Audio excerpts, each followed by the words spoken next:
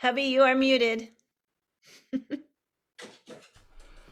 Hello. I always just like to wait because sometimes I get all excited. I want to jump into the intros, and then they're just flying by as boxes are appearing and people are jumping in, ready to sing a sang. Hello, everybody. Good to see you. I'm Hubby Jenkins, and I'm glad to be here on this Carpe Diem singing day, singing week, where we're singing to sing for the happiness and joy of all lives everywhere. Let's start our intros and say hello to everybody, our friends and family on Facebook. How you feeling? How you doing? And now for the real fun part, let's take a sip of coffee so we can really buzz through it. Deep breath. Okay, ready? Hello, Anna. Hello, me. Hello, Jojo. Hello, Jaden. Hello, Dan. Hello, Bonnie in Boise. Hello, Dan in Vienna. Hey, Amanda and Miles in Michigan. Arlene, how you doing in Berkeley? Luna and Victoria. Susan, of course. Annette. Mabel and Bear in Mass. How's it going? Becky, how you doing over there? Brian, what's up? Pauline in Newcastle. Hello. Sheila in Florida. What's up? Hello, Deli and Jenny in Suffolk and Ann in Nashville. Hello, Karen and Sarah in Texas. Is it 726 days already? My goodness. Thanks a lot, Carolyn in Boise. Hey, Sandy in Western North Carolina. What's up, Ruth in Birmingham? Hey, Christina and Bob in Maryland, 726. That's right. Hey, Kathleen and Albuquerque, Gene in Pittsburgh. Hey, Susan in Seattle, the Curly Tops. What's what? Hey, Jamie in Victoria, Storm, Jim in New York City. What's up, Martha in Oregon, Steve and Michelle over in Silver Springs. What's up, Ralph in Victoria? What's up? Do I have Curly Tops twice? You're cheating. Hello, Kat in Vermont. What's up, Aloysius in Mass? Hey, Jane in Texas. Gary, how you doing? What's up, Jacob? Wait, what am I seeing? Jacob Abu. I can't say that properly. We'll have to do a lesson. What's up, Sue? What's up, Nancy? What's up, Ray and Joni and Browen and Dick and Kathy and Victoria and Harriet and Bob's iPhone? How's it going? Did I do it? I think we got almost everybody except for Jane and Marilyn and Kate, who's just a wandering. Welcome, everybody. Glad to see you. I'm really excited to today. We have a musician I love and can't wait to sing with. We have Mr. Dan Zanes. Play your song and welcome.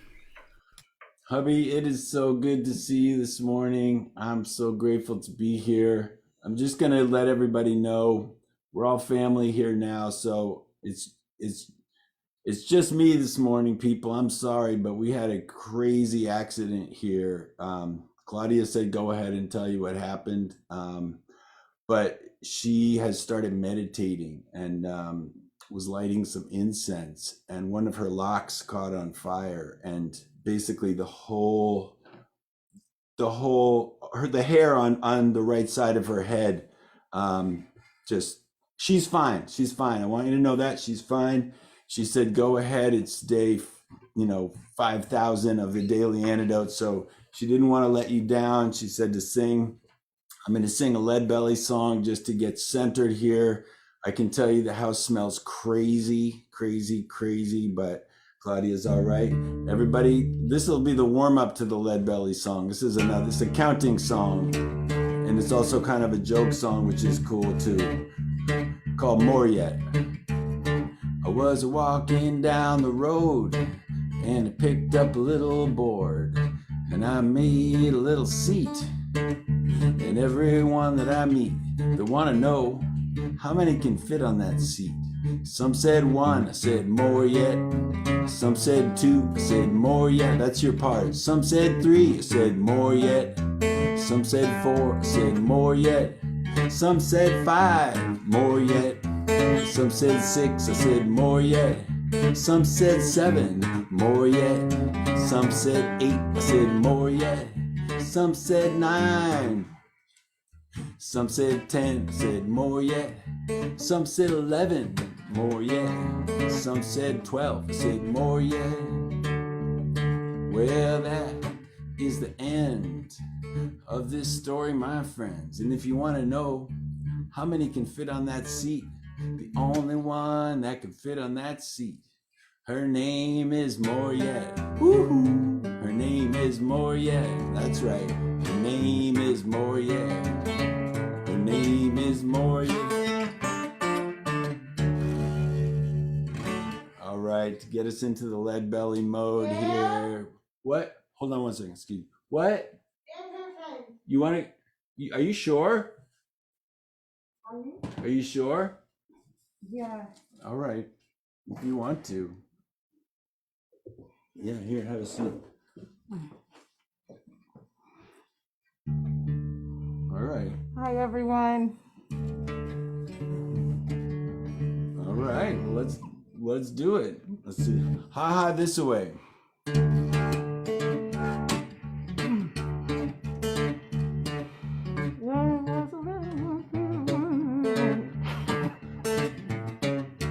No more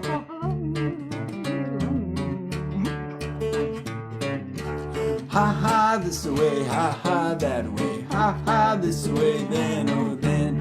Ha ha this away, ha ha that way, ha ha this away, then oh then. Mama came and got me, got me, got me. Mama came and got me to save my soul.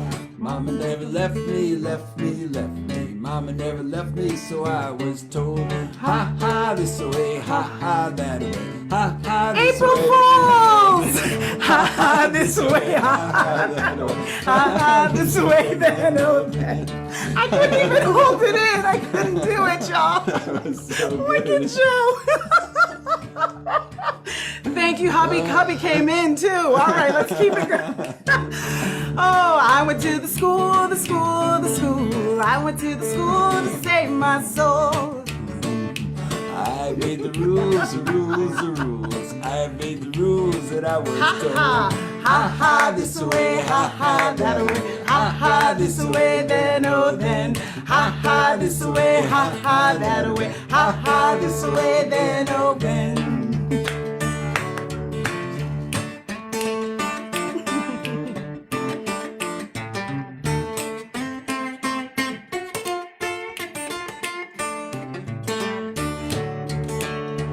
I went to the teacher, the teacher, the teacher. I went to the teacher to save my soul.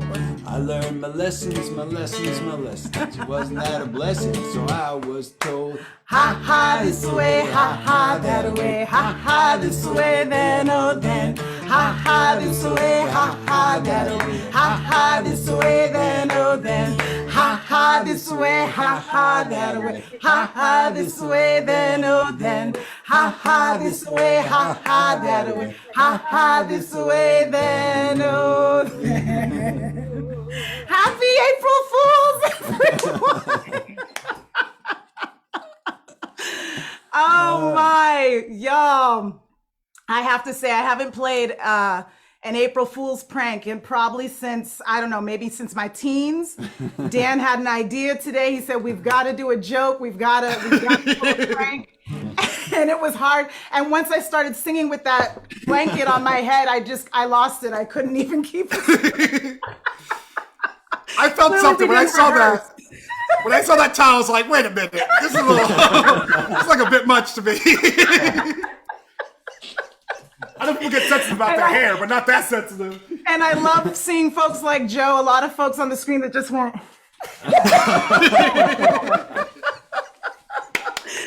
Oh my, this is recorded, right? I hope so. Okay, Rezzy. Oh, man. Oh, That's great. Claudia was convinced no one would fall for it. well, you missed before where I think we still thought it was March for a little bit, so I kind of forgot that it was April until like about 10 minutes ago. So you got me good, and I'm so impressed and very proud of you. Like, thank you very much. Oh, thank you all. Thank you. I saw the concern. I'm really moved by that. I'm sorry to pull your pain. But my locks are here, y'all. Everything is good. Oh, wow. And they look good. Who does your locks? We'll talk after the show. We'll talk after the show. We'll talk. Oh my God, it's good to have a good joke. And yeah, of course, that's part of the joke, is pulling everybody in, get to experience the rush. It's like a roller coaster. You get to experience the rush of the fear without having any of the consequences. Right. We don't have to have the consequences of you being in pain or in shock, and we're all glad for it. What a great joke. And what a great song. Tell us about it. Lead Belly, the song. Why'd you pick it? What's it mean to you, etc.? Yeah, thank you, and thanks for being here today. This is such a great thing to see you, hubby. And Yeah. yeah, Leadbelly. Well, I mean, Leadbelly he was the architect in so many ways of so many different types of music. But from where we're coming from, we really see our Leadbelly as the architect of modern family music. In addition to being one of the cornerstones of rock and roll. He had his reach was so wide and so broad, but sometimes it's overlooked just how much he did for what we would call family music, and how he opened opened the eyes of young people, and he was truly committed to young audiences. So it's great to celebrate that today. And I think also That's this song in particular, just the ha ha this away, just that reminder for us to find joy. We may be going through so much as a people, as a society, but there's still moments to release yourself from that. Find something that brings you a smile and brings you joy. So that's the other thing I love about this song. yeah. And I was listening to Leadbelly Sings for Children yesterday and walking around, and I forget what the first song is that he does. But then the second song, he gets introduced by the woman who I guess is the teacher of all the kids who are on the album. And she goes, "Why don't you do another song? Do that Boll Weevil song. It's so cute." And he's like, "Okay, this is about when bugs came and destroyed people's livelihoods. They were homeless and couldn't afford to feed themselves."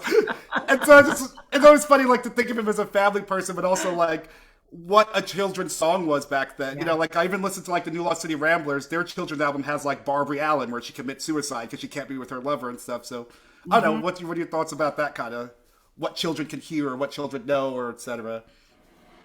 Yeah, I felt that Leadbelly did that so well. It's about telling, that kids are sponges too, that there is so much information that they can take in. And I love the fact that he wasn't just singing about how to hold a fork or tie your shoe, or there were songs that were appropriate for children. I think about the Gray Goose, it's sort of the same kind of thing. But the fact that he had all of these songs that were in his head, I think they said he had upwards of like 500 songs at a time that he could just play at any given time. But it was music for everyone, and I really love that about him. I remember I did a version of the Grey Goose for one of my records, and the Kronos Quartet was on it, and they had an arrangement that was definitely emphasized the darker side of the song, for those, I'm sure everyone knows the song The Grey Goose, but in case you don't, in the song, people are trying to kill the Grey Goose and they just can't. And it's a song of survival. And in the end, the Grey Goose flies with the goslings across the ocean. And I remember someone saying, that's going to be way too disturbing for young people because, they're going to identify with the goose. They're going to feel like, that could happen to them. And he said, well, you know what? It's too late. It's already on the record.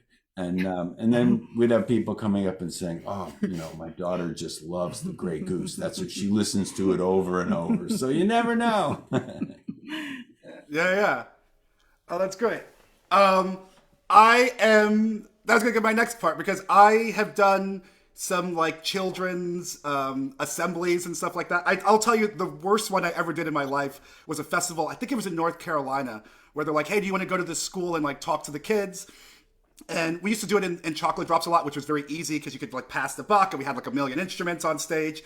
But I went and did this one. It was my first one doing it solo.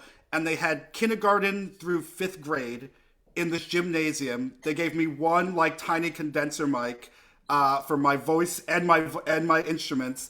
And then the teachers just left. The teacher just left the room. And so I'm just in this gym with this bad microphone trying to corral kids between, I don't know how old are you in kindergarten, 4, and it was the hardest thing that's ever happened to me. So I wonder what kind of advice could you give to me, Hubby Jenkins? I'm about to do another kid show, and I'm like, that's why I've been listening to all these kids' albums and trying to figure out what do I say. And the second part would be, I talk a lot about like Black history, and like right now I'm on this kick of like the creation of Black Christianity as a response to oppression endured through white experiences here in America. How do I change those kind of concepts or things to talk to kids? No, You want no, to- well, Well, the first thing that occurs to me when you say that is, man, oh man, what a blessing that's going to be for these kids to be able to hear you. And I think the thing that we try and do is give the audience something to do with every song, whether it's body percussion, movement, singing along, to give everybody something to do for every song, and then to give as much context as possible. And I think, man, I mean, that's all stuff you do. That's right. Yeah, you reminded me. Go ahead. No, please, you. Yeah, I was just going to say, I think engagement is crucial, and just that reminder that there are so many ways to be in a musical experience. So it's not necessarily just about singing. So the rhythmic pieces, maybe there's dancing elements, but the context piece, I think, is really, really important as well. For sure. And I think the audience wants to know you too, who you are and why these songs are important to you as a person. Yeah. And I guess there are parents there too, so it gives them something to do or listen to. Leave people with some takeaways. You reminded me too of just like the fact that, like on the Haha This Away, I think there's like a dance to it, right? And like other songs, there's a chair in the middle, and he like kind of describes them, Lead Belly describes them a little bit on the records. Do you guys ever do stuff like that, or think about that when you're playing, remind people it's dance music, yada yada? We used to have a sea shanty called John Kanakanaka that we don't sing anymore because of the lyrical content. As we were really going through and vetting songs for a songbook that we did, we found that Kanaka was a derogatory term for Pacific Islanders in Australia. Oh, wow. And so we ditched it, but we ended up writing different lyrics because the dance for it was so hip. And so, sometimes, and I feel like that was just someone just made up, someone in a classroom somewhere along the line made up a dance, and it just caught on because it's got some stomping, it's got some clapping, it's got some spinning around, the basic stuff, but it's always kind of a highlight if you can, incorporate movement. For sure. I guess, I don't know, one of the last things we could talk about with Lead Belly is,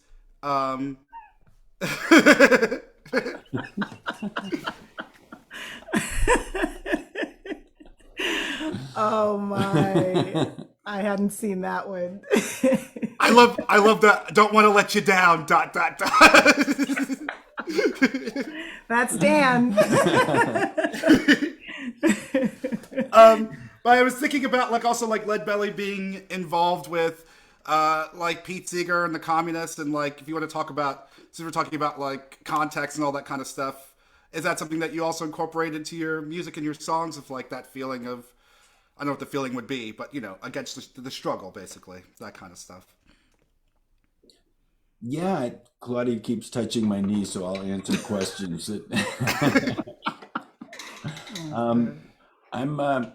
I think it's really important. I think that there's room for more of this type of conversation with young people than than I used to believe. I feel like there's so much that we can, because social change is the goal, right? And music is how we do it. So the more we can, and I believe that there's a way to put the messages in there that goes down easy, because because we are dealing in something there's so much pleasure to the act of music making. I think there's a lot of room for putting the messages in there, and also in a positive way rather than what's wrong. A little bit of what's wrong and a lot of what's possible. And I want to just share a quick story. So, Dan and I do a lot of outreach and work in schools. So if we are, going to do a show, we oftentimes try to see if there are ways for us to get involved in the communities as well. And we were out in the Ozarks, and we were working with some of the children in a school, and it was a first grade classroom that came, and it was their teacher. It was probably about 20 students in a library. We all met. It was very intimate.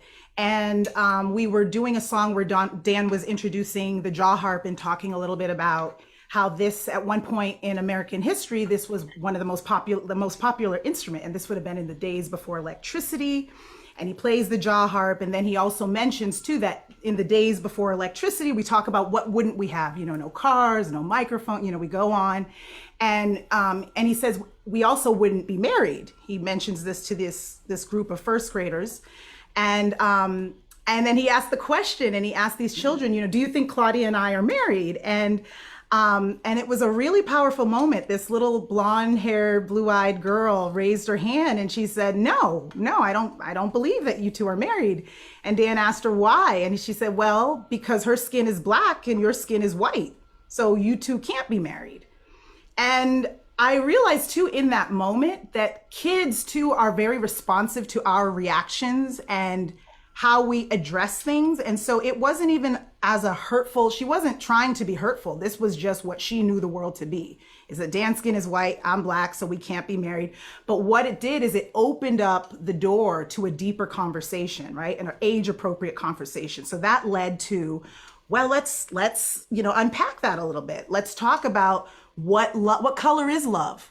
What color is love, and who is worthy and deserving of love? And so then that led to this really powerful conversation. And then we looked around the classroom too. There were other kids of color too. Is it possible for you to love this person and this person? And she could see that, and that was relatable for her.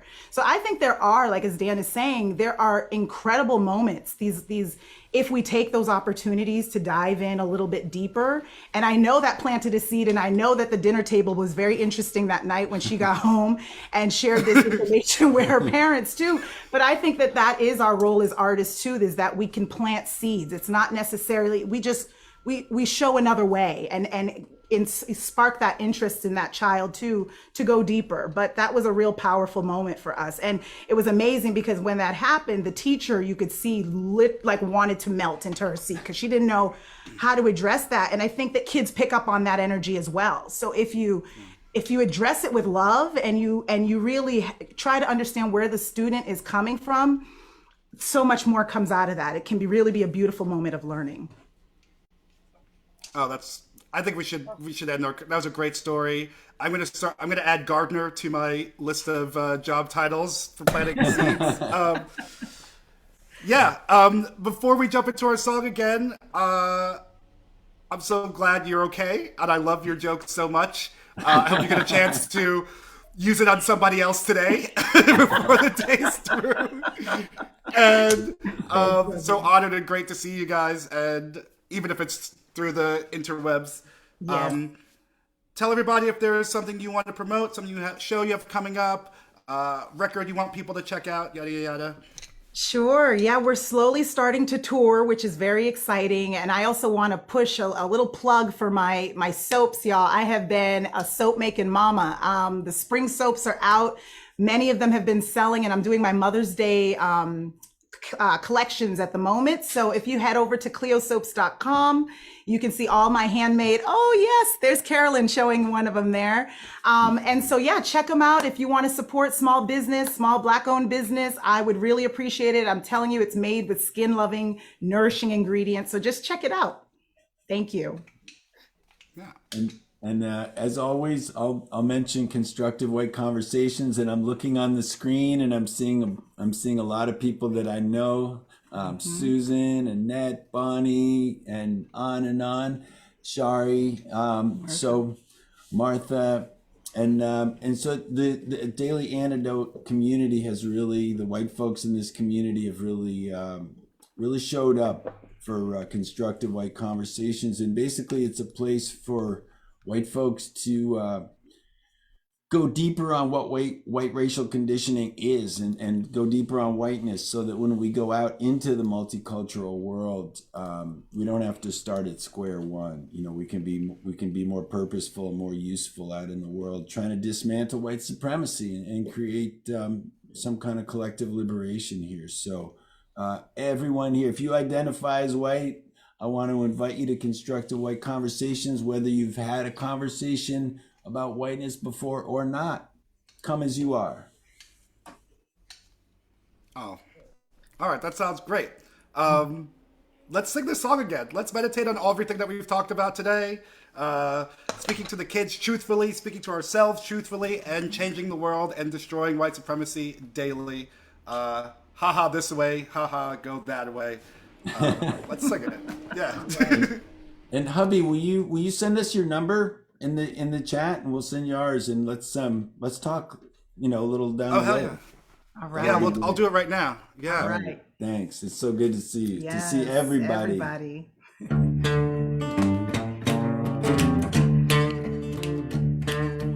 When I was a little one, a little one, a little one. When I was a little one, a few years old. I know my papa loved me, loved me, loved me. Know my papa loved me, so I was told. Ha ha, this way, ha ha, that way, ha ha, this way, then oh then. Ha ha, this way, ha ha, that way, ha ha, this way, then oh then. Mama came and got me, got me, got me. Mama came and got me to save my soul. Mama never left me, left me, left me. Mama never left me, so I was told. Ha ha, this way, ha ha, that way, ha ha, this way, then oh then. Ha ha, this way, ha ha, that way, ha ha, this way, then oh then. Sitting in the school, sitting in school just to save my soul. I obeyed the rules, the rules, the rules. I obeyed the rules that I was told. Ha ha, this way, ha ha, that way, ha ha, this way, then oh then. Ha ha, this way, ha ha, that way, ha ha, this way, then oh then.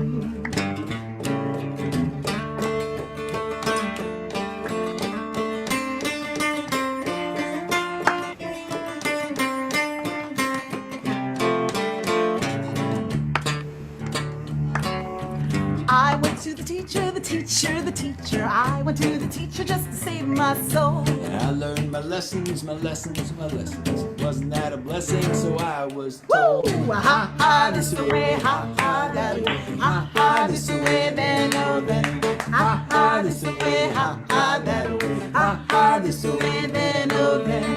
Ha ha, this way, ha ha, that way. Ha ha, this way, then oh then. Ha ha, this way, ha ha, that way. Ha ha, this way, then oh then. Yeah. Yes. All right. I broke this. Okay. Thank you so very, very much. Peace and blessings to you guys. Much love. Yeah, that was another wonderful day of song. I guess it's time to say goodbye Thank you, to hubby. our lunches, our breakfast. Yes, everybody. Yeah. So I guess we'll start our adioses, our au revoirs, our I don't know I blanked on any other language, so we'll just say goodbyes. We'll start with everybody on Facebook Live. Goodbye to our friends and family on Facebook. See you tomorrow. Be well.